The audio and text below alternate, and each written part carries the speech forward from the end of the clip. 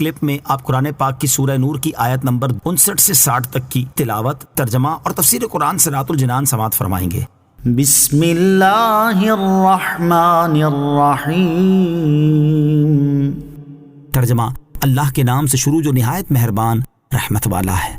وَإِذَا بَلَغَ الْأَطْفَالُ مِنكُمُ الْحُلُمَ فَلْيَسْتَأْذِنُوا كَمَا اسْتَأْذَنَ الَّذِينَ مِن قَبْلِهِمْ كَذَلِكَ يُبَيِّنُ اللَّهُ لَكُمْ آيَاتِهِ وَاللَّهُ عَلِيمٌ حَكِيمٌ۔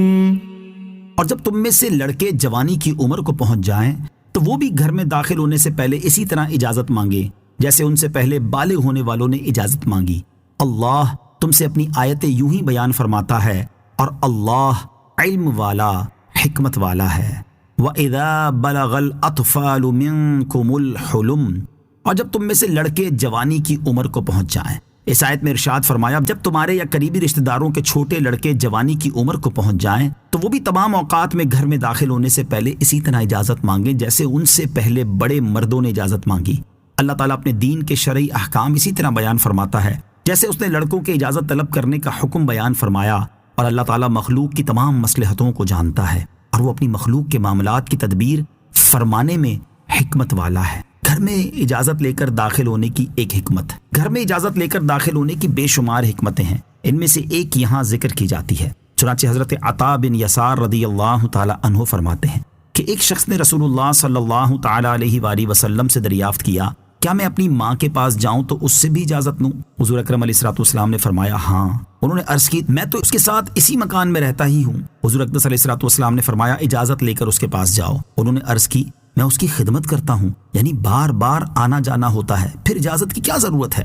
رسول پاک صلی اللہ تعالی علیہ وآلہ وسلم نے فرمایا اجازت لے کر جاؤ، کیا تم یہ پسند کرتے ہو کہ اسے برہنہ دیکھو؟ عرض کی نہیں۔ فرمایا تو اجازت حاصل کرو۔ اسی حکم سے کچھ اور احکام کی حکمت بھی سمجھ آتی ہے، جیسے باپ یا بھائی اگر بیٹیوں یا بہنوں کو جگانے کے لیے کمرے میں جائیں تو کمرے کے باہر سے آواز دیں اور جگائیں کہ بلا اجازت اندر جانا نامناسب ہے، کیونکہ حالت نیند میں بعض اوقات بدن سے کپڑے ہٹ جاتے ہیں۔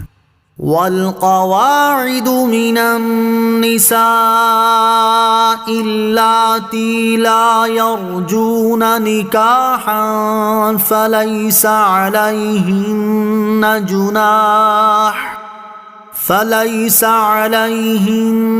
جناح أن يضعن ثيابهن غير متبرجات بزينة وَأَن يَسْتَعْفِفْنَ خَيْرٌ لَهُنَّ وَاللَّهُ سَمِيعٌ عَلِيمٌ۔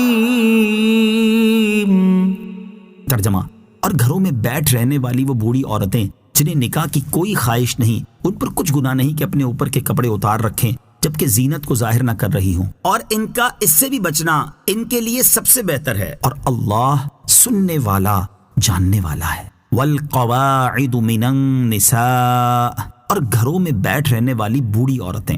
اس آیت میں بوڑھی عورتوں کے بارے میں فرمایا گیا کہ ایسی بوڑھی عورتیں جن کی عمر زیادہ ہو چکی ہو اور ان سے اولاد پیدا ہونے کی امید نہ رہی ہو اور عمر زیادہ ہونے کی وجہ سے انہیں نکاح کی کوئی خواہش نہ ہو، تو ان پر کچھ گناہ نہیں کہ وہ اپنے اوپر کے کپڑے یعنی اضافی چادر وغیرہ اتار کر رکھ دیں جبکہ وہ اپنی زینت کی جگہوں مثلا بال، سینہ اور پنڈلی وغیرہ کو ظاہر نہ کر رہی ہوں، اور ان بوڑھی عورتوں کا اس سے بھی بچنا اور اضافی چادر وغیرہ پہنے رہنا ان کے لیے سب سے بہتر ہے، اور اللہ تعالیٰ سننے والا جاننے والا ہے۔ مفسرین فرماتے ہیں کہ یہ حکم ایسی بوڑھی عورتوں کے لیے ہے جنہیں دیکھنے سے مردوں کو شہوت نہ آئے۔ اگر بڑھاپے کے باوجود عورت کا اتنا حسن و جمال قائم ہے کہ اسے دیکھنے سے شہوت آتی ہو تو وہ اس آیت کے حکم میں داخل نہیں۔ فتوے پر عمل کرنے سے تقوی پر عمل کرنا زیادہ اولا ہے۔ اس آیت سے معلوم ہوا کہ جب کسی کام میں فتنے کا اندیشہ باقی نہ رہے تو شریعت اس کے حکم میں سختی ختم کر دیتی ہے اور اس کے معاملے میں آسان حکم اور کچھ رخصت دے دیتی ہے۔ البتہ اس رخصت و اجازت کے باوجود تقوی و پرہیزگاری کی وجہ سے اسی سابقہ حکم پر عمل کرنا زیادہ